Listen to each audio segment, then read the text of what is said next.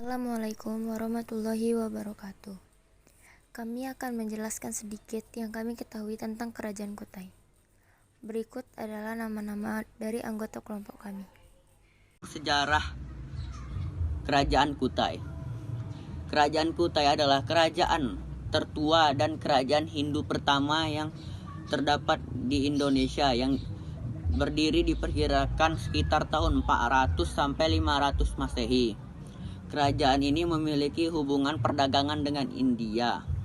Diketahui awal penyebaran pengaruh Hindu. Bukti bahwa kerajaan Kutai memiliki hubungan perdagangan dengan India adalah ditemukannya Prasasti Yupa.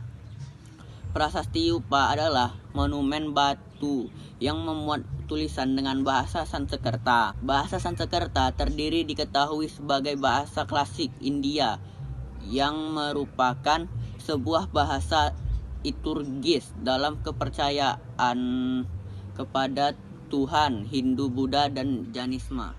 Pendiri Kerajaan Kutai. Pendiri Kerajaan Kutai adalah Kudungga yang kemudian dikenal dengan gelar Maharaja Kudungga Anumerta Dewa Warman.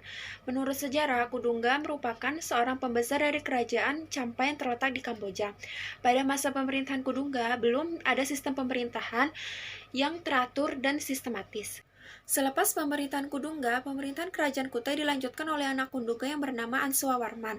Ansuawarman merupakan seorang raja yang pandai dalam mengatur sistem pemerintahan sehingga diberi gelar dengan Wangsakerta yang artinya pembentuk keluarga raja. Selain itu, Ansuawarman juga diketahui sebagai raja Kutai pertama yang menganut agama Hindu, sebab Kudungga belum menganut agama pada masa pemerintahannya. Ia diyakini hanya berperan sebagai kepala suku. Setelah pemerintahan Mulawarman selesai, kemudian pemerintahan Kerajaan Kutai dilanjutkan oleh anak sulungnya yang bernama Mulawarman. Masa kejayaan Kerajaan Kutai. Seperti yang telah disebutkan sebelumnya, masa kerajaan atau zaman keemasan Kerajaan Kutai terjadi dalam masa pemerintahan Mulawarman. Kehidupan ekonomi dalam masa pemerintahan Mulawarman berkembang sangat pesat, yang dapat dilihat dari aktivitas perekonomiannya.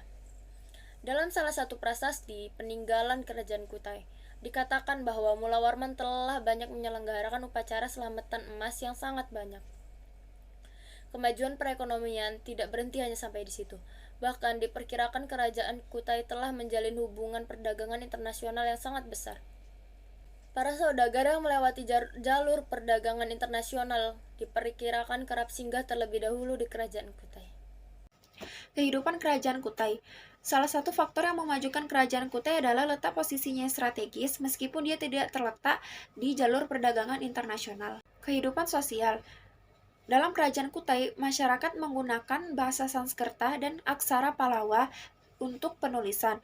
Namun, hanya golongan Brahmana dan Kshatriyalah yang mampu menguasai dua hal ini. Dari kondisi tersebut dapat diketahui bahwa Kerajaan Kutai menggunakan sistem sosial berdasarkan kasta sebagai penentu golongan sosialnya atau golongan masyarakatnya. 2. Kehidupan politik.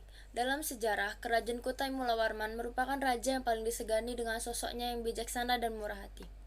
Bahkan Kudungga yang diketahui sebagai leluhurnya bisa dikatakan bukanlah seorang raja, karena dianggap terlalu banyak menggunakan konsep kerajaan yang terbatas hanya pada keluarganya saja. Berbeda dengan Mulawarman yang mampu menciptakan stabilitas politik dengan cara melibatkan golongan lainnya. Yang ketiga, kehidupan ekonomi. Berkat letaknya yang berada di pinggiran Sungai Mahakam, aktivitas utama dari Kerajaan Kutai adalah pertanian.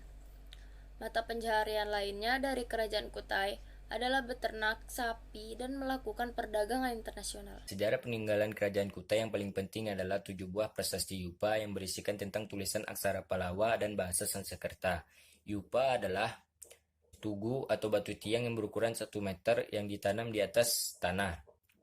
Pada permukaan batu tersebut terukir prasasti Kerajaan Kutai yang dianggap sebagai sumber tulisan tertua di Indonesia.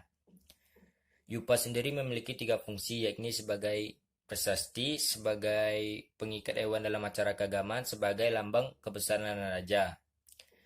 Prasasti yang juga kerap disebut sebagai prasasti Mulawarman tersebut berisi tentang kisah Kudungga, Aswawarman, dan Mulawarman.